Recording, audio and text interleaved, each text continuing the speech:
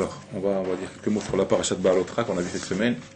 Donc, parashat Ba'alotra, on voit que le pasuk nous dit que Aaron, Ba'alotra est un érot et le moule péné aménora, que montait donc il montait les nérotes, il montait les flammes de la menorah. Sur le mot Ba'alotra, Rashi explique, donc Ba'alotra est un érot. Rashi explique qu'il n'enlevait pas sa main, c'est-à-dire qu'il attendait, Aaron à Cohen, il attendait que la flamme soit prise sur la mèche afin de retirer sa main. C'est-à-dire qu'il fallait qu'elle monte d'elle-même, la flamme. Comme ça, il expliquait. Une deuxième interprétation qu'il donne, c'est qu'il dit Ba'alotra est un érot, et il dit qu'il y avait des marches devant la menorah, afin de monter au-dessus de la menorah, afin d'allumer les nérotes. Donc ce sujet-là de Ba'alotra est un érot, que la flamme elle monte d'elle-même, on dit que c'est un petit peu comme on sait très bien qu'on compare, d'ailleurs, on compare le Kohen Gadol qui était là, devait faire son travail Ba'alotra est un érot d'allumer les nérotes.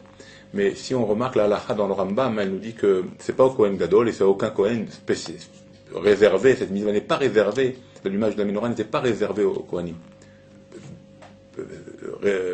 Bemiurad, quoi, spécifiquement pour eux, non. Même un zar, même un étranger pouvait allumer la menorah. Par contre, lui, où le Kohen avait l'obligation de faire avec la menorah, c'était la préparation aux mèches, ce qu'on appelle atavat anerot. La préparation, oui, là c'est le Kohen qui doit le faire, pas un Israël. Donc l'allumage peut être un Kohen ou même un Israël. Par contre, la préparation doit se faire uniquement par un Kohen. Mais pourquoi pour des bougies Alors, comme ça, c'est un ordre. Comme ça, on apprend la halakha, le Rambam. C'est une halakha. C'est une halakha psuka. Alors, on pose la question, Ba'alotra est un érot, il faisait donc monter les flammes, le Kohen.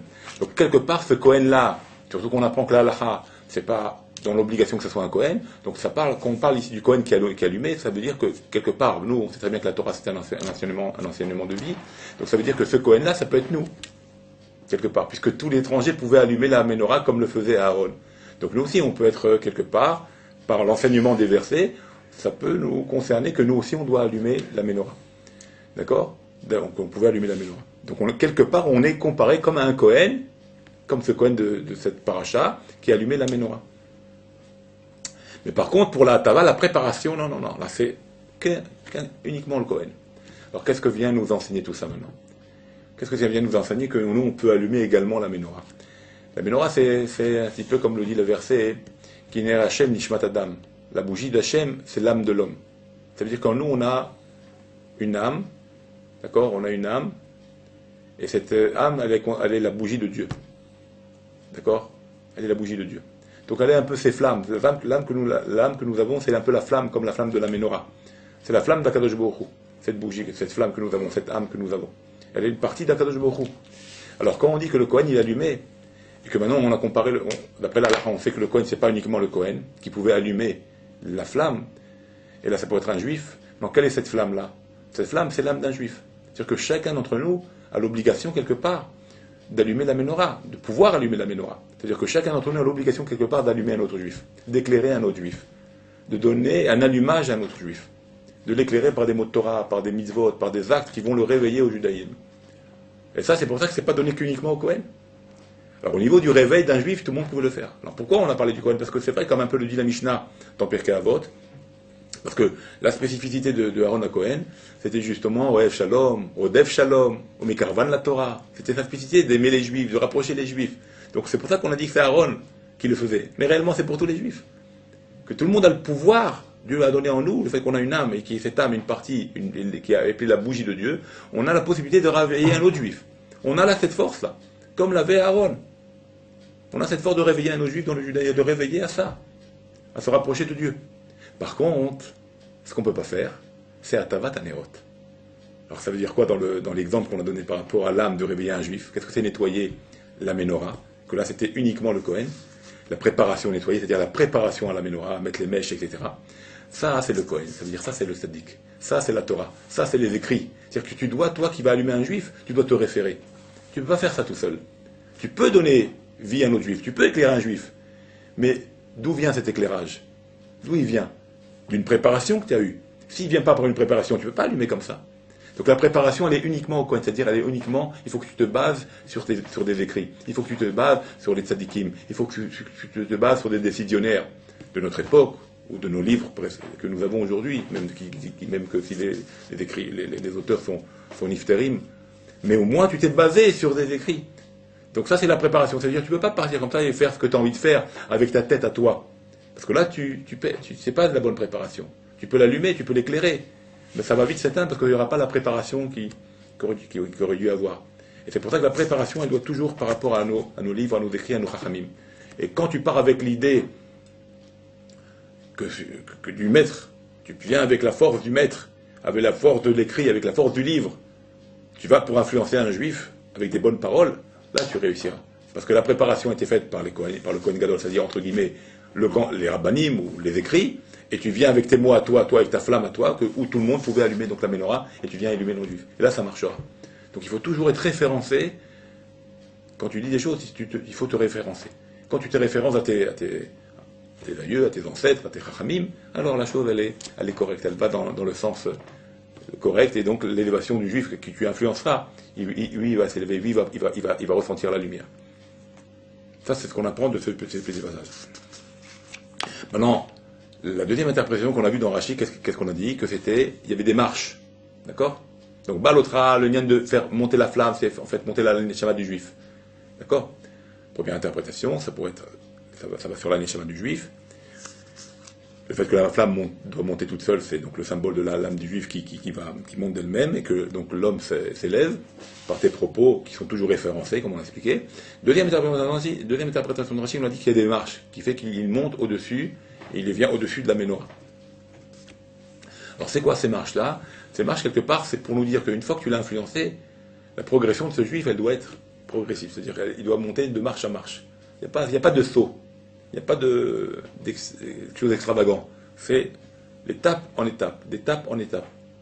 Et c'est ça qui va te faire progresser et d'allumer la menorah. C'est-à-dire quand tu vas monter d'étape en étape, effectivement, tu pourras éclairer et être éclairé et pouvoir aussi éclairer les autres. Mais si tu veux faire ce qu'on appelle ribouille orot, un maximum de lumière d'un coup, tu peux exploser, ça n'arrive pas, ça ne tiendra pas. C'est trop fort. Tu comprends? Donc les choses se font d'étape en étape.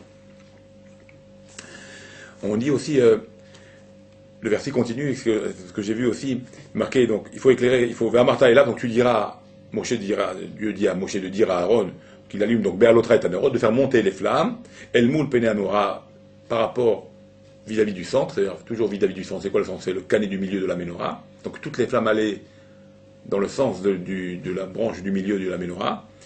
Yahiru Sheva Tanerot, éclaireront les 7 branches. Alors c'est quoi éclaireront les 7 branches? Si maintenant on compare cette menorah et le fait d'avoir allumé la menorah à ce juif que tu éclaires par tes propos et que tu lui donnes vie quelque part, comme cette flamme, comme on a expliqué, qui n'est Hachem Nishmat Adam, alors c'est quoi Yahu Shiva Tenerot? C'est-à-dire que tu devras l'éclairer dans ces 7 midot. Parce que vous savez qu'on a 7 midot et 3 dans l'intellect. 3 sujets d'intellect, qui s'appellent Horma Bina Vedat, et les 7 midot. Chesed, Gvura, Tiferet, d'accord? Od, Netzar, Yesod, Netzar, Od, Viesod et Malchut, ça fait 7.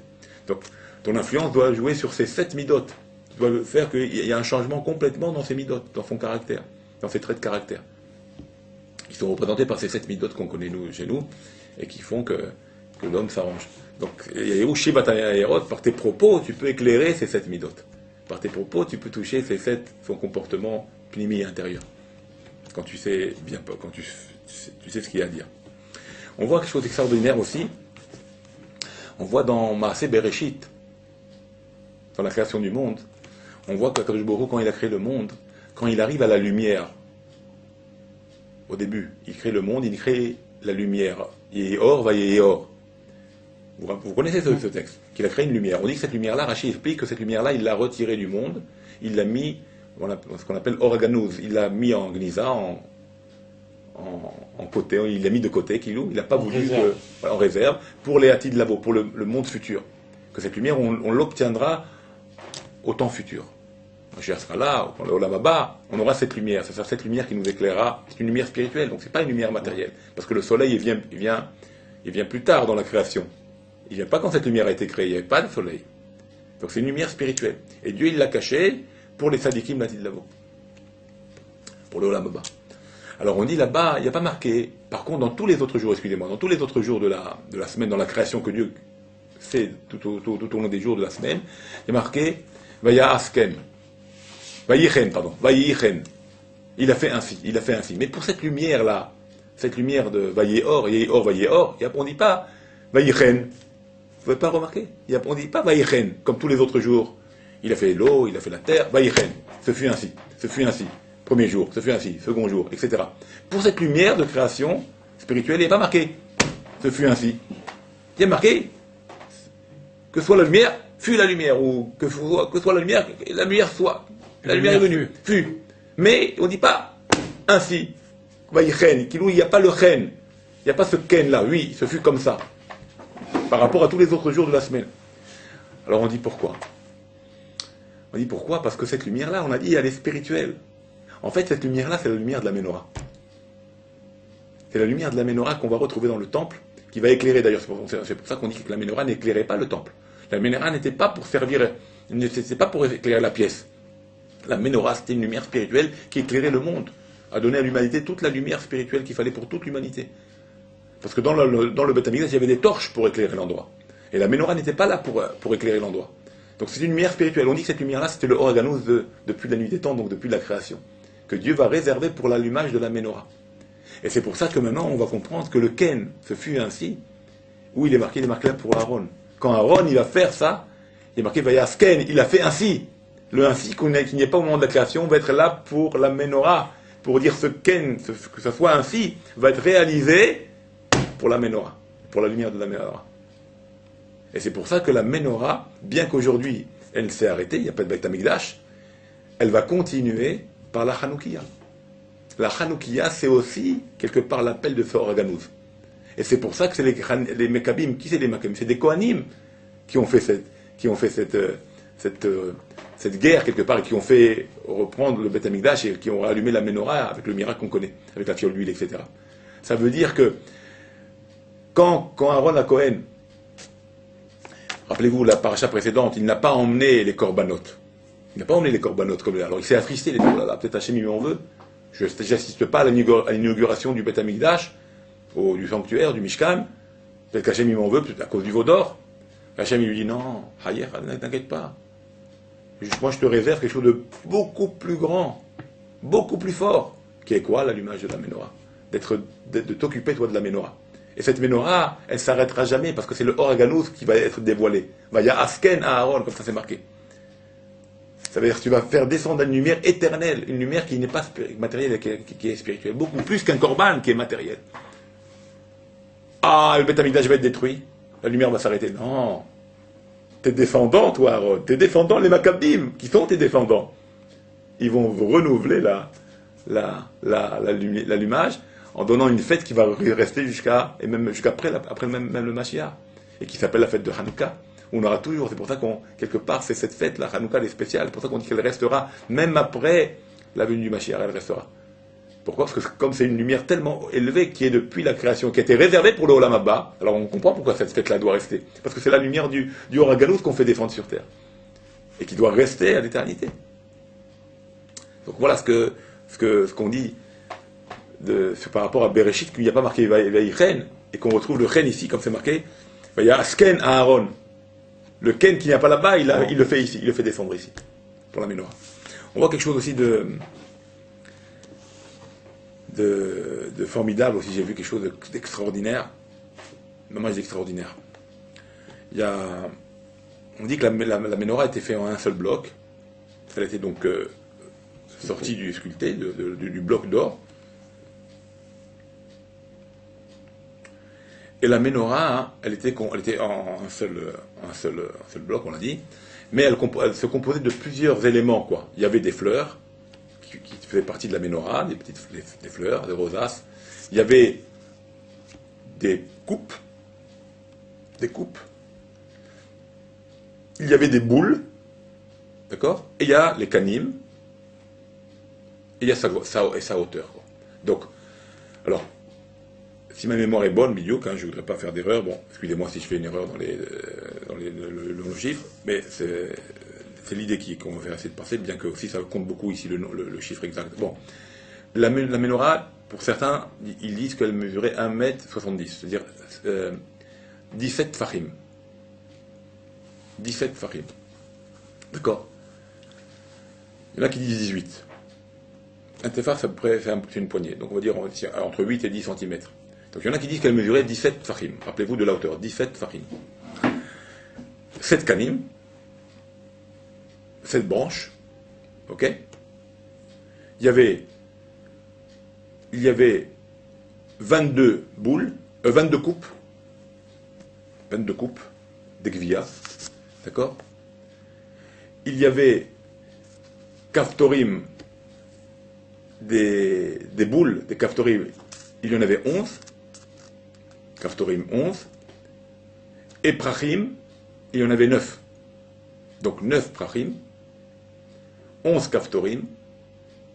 J'espère que je ne m'embrouille pas, mais bon. 9, 11, 22 coupes, 7 kanim, et 17 la hauteur. Qu'est-ce qu'on a dit? En tout, il y a 5, quelque part, on a 5 données ici, d'accord? Les coupes, les fleurs, les boutons, 7, 9, 11, d'accord? 22. Donc 7, 9, 11, 22 et 17 la hauteur. Nous disent ça, nous disent Rahamim. Combien? 5 éléments. On parle de 5 éléments. 5 éléments, c'est les 5 livres de la Torah. Premier, on va reprendre le Chumash, comme ça sera mieux. Premier pasuk de la Torah. Combien y a-t-il de mots? Bereshit bara Elokim et Hashamaim ve'et haaretz 7. Ça allusionne aux 7 branches. Shemot.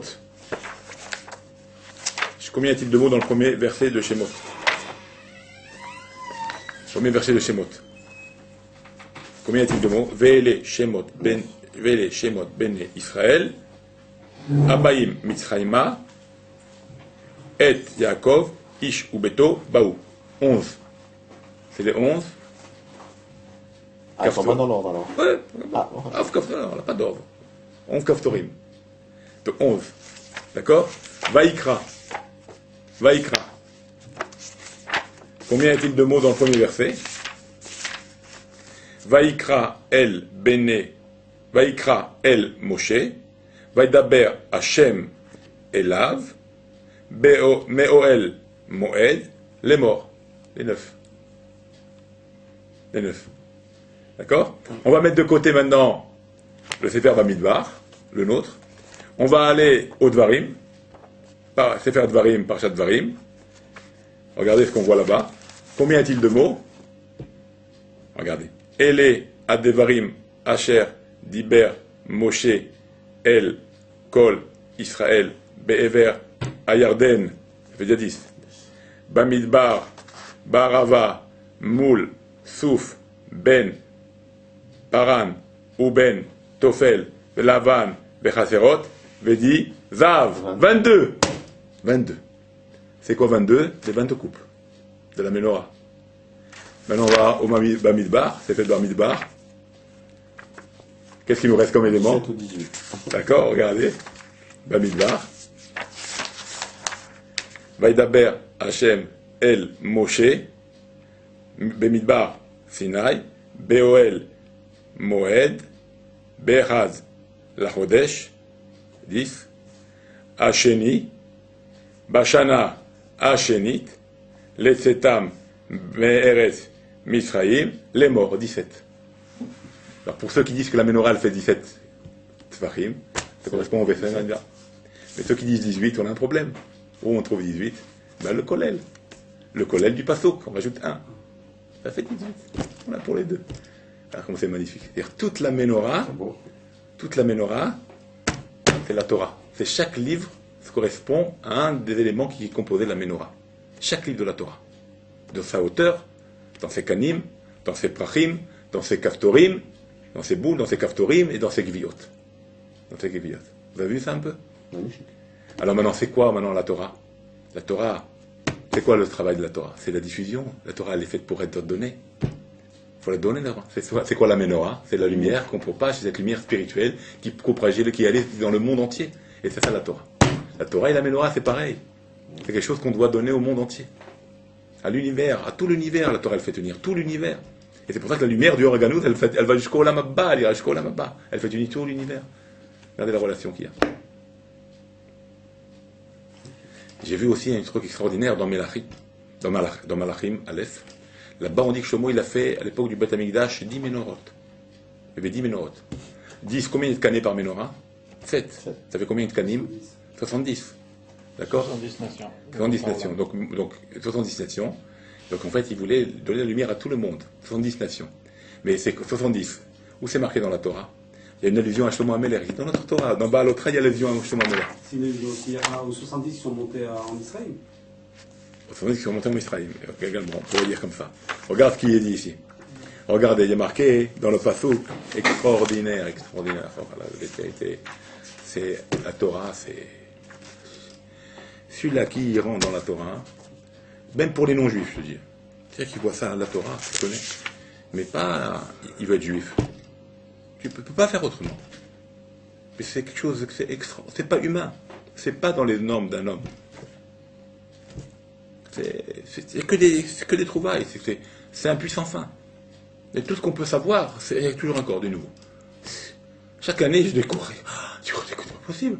Ça ne va jamais s'arrêter. C'est quelque chose. D'une phrase, d'un mot, c'est sans fin. Sans fin. Il y a marqué ici par Rosh Baal-Otra. Regardez ça un peu. Il y a marqué.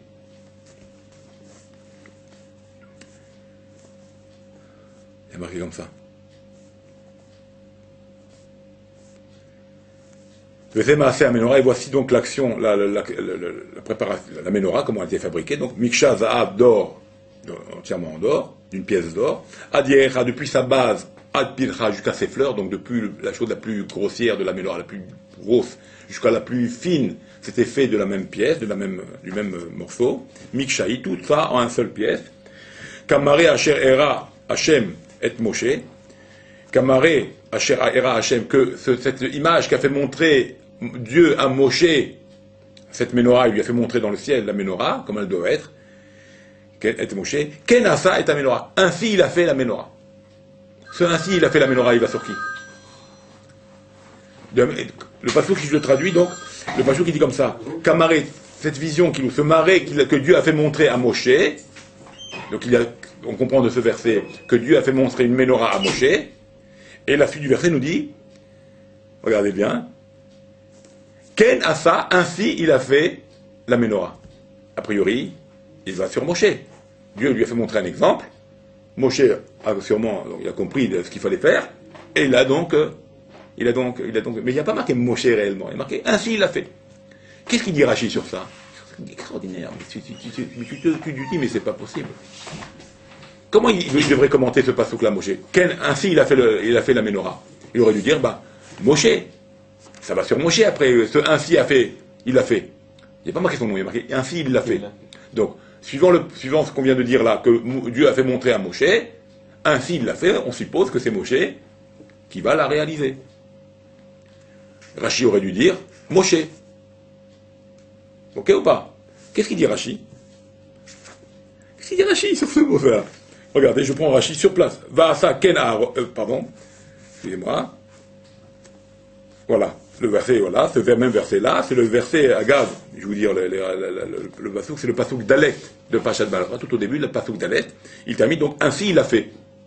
Ainsi il a fait la menorah. Qu'est-ce qu'il dit Rashi? Ken Asa et Menorah, ainsi il l'a fait. Qu'est-ce qu'il dit Rashi? Misha Asa, celui-là qui l'a fait. C'est très vrai. Celui-là qui l'a fait. On n'est pas sorti de l'auberge, quoi. Qui c'est qui l'a fait? D'après le sens du verset, Dieu a fait montrer la menorah à Moshe. Et le verset continue. Ainsi, il a fait la menorah. Moi, je comprends, si je lis, que c'est Moshe qui a dû la faire. Rashi, il aurait dû préciser, comme c'est pas marqué Moshe qui l'a fait, c'est vrai, peut-être on a un doute, et ça revient encore peut-être sur Dieu, que Dieu, il a quand même, après, il a fait lui-même. Il a fait montrer un exemple, après lui-même, ça peut revenir pour Dieu. Rashi aurait dû dire, quelque part, ou Moshe ou Dieu, quoi. Misha ça veut dire quoi Misha ça? Celui-là qui l'a fait. Ça veut dire ça peut, ou porte ouverte. Dieu, tu veux dire c'est Moshe? Ben, on pourrait dire même que c'est quelqu'un d'autre. On pourrait dire Michel Assa, celui-là qui la fera. Quelqu'un d'autre. Eh bien oui, c'est quelqu'un d'autre. Mais pas à cette époque-là. À l'époque de Shlomo HaMelech. Il a fait 10 000 euros, je vous ai dit, Moshe. Shlomo HaMelech, il a fait 10 000 euros dans le Beth Amikdash. Ce verset-là, ainsi il a fait, ça allusionne à Shlomo HaMelech. Pourquoi? Combien de Ménorot il a fait? 10. Combien ça fait de Kanim? 10. 10 000 euros, ça fait combien de Kanim? 70. Combien c'est la valeur numérique de Ken? Ainsi il a fait Ken, Assa, Ken, ça fait 50 et 20, 70. Donc c'est les 70 Kanim de Shlomo. Ah, mais il n'y a pas marqué Shlomo, ça. Bon, tu me dis ça, mais fais-moi montrer Shlomo, et là je te crois. Il y a marqué Shlomo. Dans le verset, il y a marqué Shlomo. En parole, il y a marqué Shlomo. Il n'y a pas marqué Shlomo, mais il y a marqué Shlomo, je vais vous faire voir. Ken, comment il t'a mis? Ken, Assa. Assa, Aïn, Shin, et Aïn, 70. Shin, 300, 370, et 5, 375. Combien c'est la valeur de Shlomo? Shin, 300. Lamed, 30, 330. D'accord? Même, 40 et 30, 370. Et de Shlomo, 375. Il est marqué Shlomo. C'est pour ça que Rachid dit, Misha Assa, celui-là qui l'a fait, il la fera. Il n'y a pas de problème. Ça peut être Moshe, ça peut être Dieu, ça peut être Shlomo aussi. Il a pris. Dans le verset déjà, il y a l'allusion à Shlomo HaMelech, ce qu'il allait faire. C'est incroyable. Et c'est pour ça que maintenant dans Malachim, on voit qu'il a fait 10 000 euros. Il a fait. Il y a quelque chose d'extraordinaire si j'ai vu. Excusez-moi, mais quand je trouve des merveilles, je deviens fou. J'ai vu ici, il y a marqué, prends les Lévim. Dieu dit à Aaron de prendre les Lévim, de les purifier. Comment il devait les purifier? Il devait les balancer. Alors il dit, il y a marqué comme ça, regardez le pasouk, c'est le pasouk Vav de Parashat Balot. Car et Lévim, prends les Lévim, mitor bene Israël. Mitor, comment je traduis mitor? Parmi les bene Israël. Prends les Lévim, parmi les bene Israël, vitiarta otam. Pour les purifier, donc. D'accord? Donc prends-les de parmi les Juifs, les Lévim. Des Bnei Israël, pardon, des Bnei Israël. Mais si je prends maintenant, je traduis au sens le plus Pachout de Pachout. Pardon, excusez-moi. Kareta Lévim, Mitor, Bnei Israël. Ça veut dire quoi? Mitor, Bnei Israël. Ça veut dire je vais prendre le mot Israël, et de l'intérieur d'Israël, je tire les Lévim. Ouais? Ça veut dire, je mets Israël, et je tire les Lévim d'Israël. Regardez, si je marque Israël, tu veux me donner le tableau? Faut le voir, c'est trop beau. Il est accroché, mais peut-être j'aurais dû me retourner. C'est bien. Ouais, j'aurais dû me mettre là-bas peut-être. C'est bien. Voilà. C'est bien. J'ai bien aimé. Alors écoutez, regarde. Attends, excuse-moi. Dites-moi de mettre le feutre. Excuse-moi. Il est où le feutre? Le feutre, il est là. Un feutre. Regardez ça, les ennuis. Regardez, c'est fabuleux. Donc Métor, ça veut dire parmi les Bnei Israël. Ça, c'est le côté, le verset, quoi. Mais on peut faire ça autrement. Bétor, de l'intérieur du mot. D'accord? Alors j'écris Israël. D'accord? J'écris Israël. Maintenant, l'intérieur du mot, c'est quoi l'intérieur du mot? Je vais faire maintenant que le mot Israël soit écrit en entier. Le Yud, c'est Yud, Vav, Dalet. Ok? Vous comprenez ce que je dis? Ouais. Voilà, je vais essayer de le filmer, si on peut le voir. D'accord, je ne sais pas si ça on voit bien. On va essayer de... Excusez-moi, oh la caméra est fatiguée.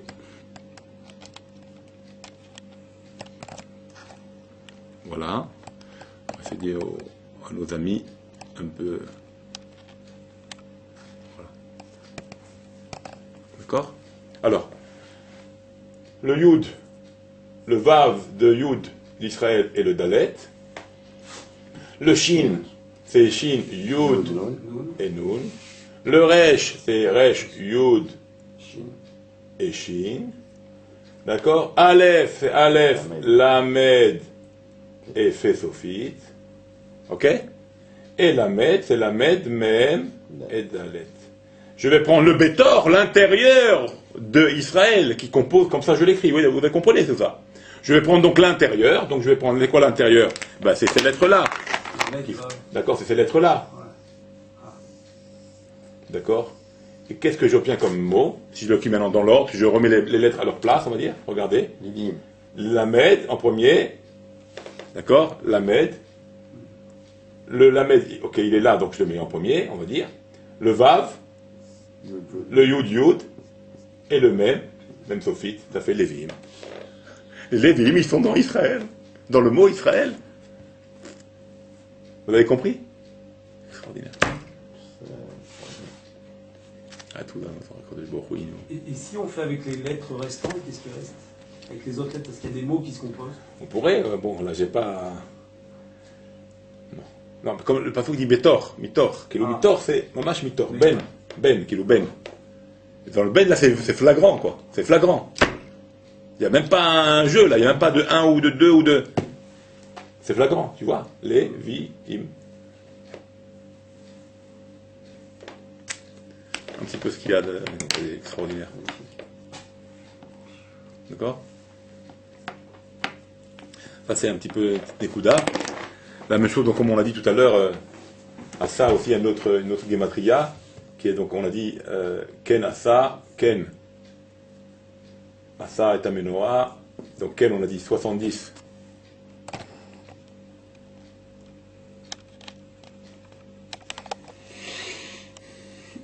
De lumière, je sais pas si on voit bien. Vous voyez là?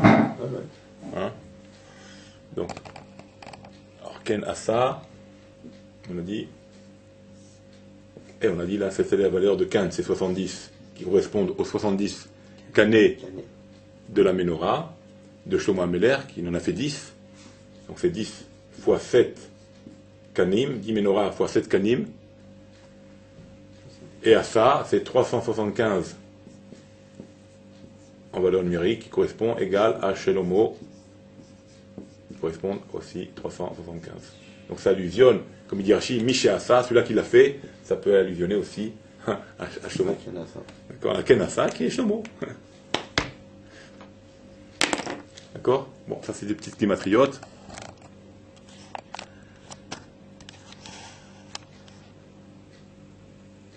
Voilà, on revient à nos moutons. Compris?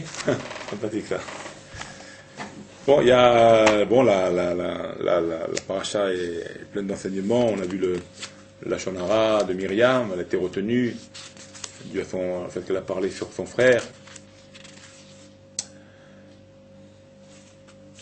On voit que Moshe demande Elna Refanala, il supplie Hachem de lui donner la guérison alors bon, Hachem, on dit que de là on apprend qu'il n'a pas voulu montrer de faire une grande prière pour elle, pour pas qu'il montre une différence pour sa sœur ou quelqu'un d'autre. Donc c'est pour ça qu'il a fait une prière qui est très cool. Elna Refanala, en 4 mots. En 4 mots, Elna Refanala. Pour pas faire de différence, c'est pas parce que c'est ma sœur que je vais faire maintenant de longues prières. Alors les bénis Israël auraient dit, pour sa sœur il fait protexia, il fait du piston, pour nous, rapide. Alors il a fait la plus petite des prières. La plus petite des prières pour qu'elle soit guérie, pour montrer au peuple qu'il n'y a pas de différence. Tellement il aimait le peuple d'Israël. Et on voit aussi donc la Nava de Moshe Rabbeinu, qui a tout de suite prié pour elle. Ça c'est la plus grande Nava. Comment on voit qu'un homme il est un Nav, quand quelqu'un il te fait du mal, ou il parle de toi, ou il te fait du mal, et toi tu lui réponds par une bonté, tu lui réponds quelque part et qu'il lui arrive quelque chose, tu pries pour lui, tu lui essayes de tout faire, tu ne vas pas te venger. Donc ça c'est la plus grande modestie d'un homme, c'est que même si on lui a fait quelque chose, il doit toujours lui donner, il va toujours lui apporter, il va toujours lui faire comme si rien lui a été fait. Ça montre la force d'un homme, ça c'est pas tout le monde arrive à ça. Quand quelqu'un te fait du mal et maintenant toi tu réponds par le bien, tu lui fais du bien et elle te fait du mal ou il te fait du mal. Tu fais toujours du bien. Alors ça demande une grande force de caractère, un grand amour du juif. Et c'est ça l'humilité de Moshe Rabbeinu. C'est ça son côté d'humilité que Moshe il avait. C'est ça qu'il dit qu'il était un Nav, Nicolas Adam, Alpene Adama, de tous les hommes de la terre. Parce qu'il a dit il n'a pas donné une mesure, lui, il n'a pas donné une valeur. Il ne s'est pas donné une valeur. Il a dit, qu'est-ce que nous sommes? Il s'est inclus dans tout le monde. Il n'y a pas de lui, il n'y a pas de moi.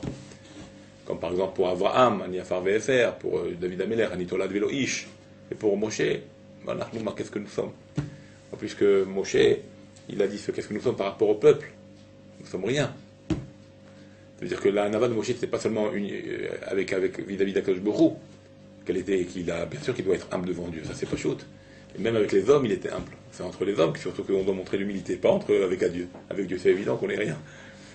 C'est pas être guibord de dire je suis rien devant Dieu, ça c'est normal qu'on est rien devant Dieu. Mais là où on montre la Nava d'un juif, c'est quand il est un ave devant les hommes. C'est là qu'il faut faire preuve d'humilité. C'est ça le gros travail. C'est pour ça que c'est. Et là, il a fait preuve d'humilité quand il a été touché par sa sœur, que sa sœur a parlé sur lui. Le fait qu'il a divorcé, que sa sœur lui a dit comment, et lui c'est un prophète, nous aussi on est des prophètes, pourquoi nous on ne divorce pas, pourquoi lui il divorce? Il n'a pas compris que c'est pas pareil. Lui, il a dit, mais c'est pas pareil, vous et moi. Vous et lui. Aucun rapport. Puis elle paie d'Aberbeau, je parle tête à tête avec lui, c'est bouche à bouche, et c'est pas la même relation avec les autres prophètes. D'ailleurs, c'est pour ça que le niveau de Moshe, elle ne peut pas être. On ne peut pas arriver au niveau de la niveau de Moshe. Personne ne peut arriver au niveau de la niveau de Moshe Rabbeinu. Pour vous dire la relation qu'il avait avec Dieu, que personne ne pourra l'avoir, cette relation de névoie, de prophétie avec le niveau de prophétie qu'il avait, personne ne pourra l'avoir. Et ça, c'est ce qu'on voit. Donc,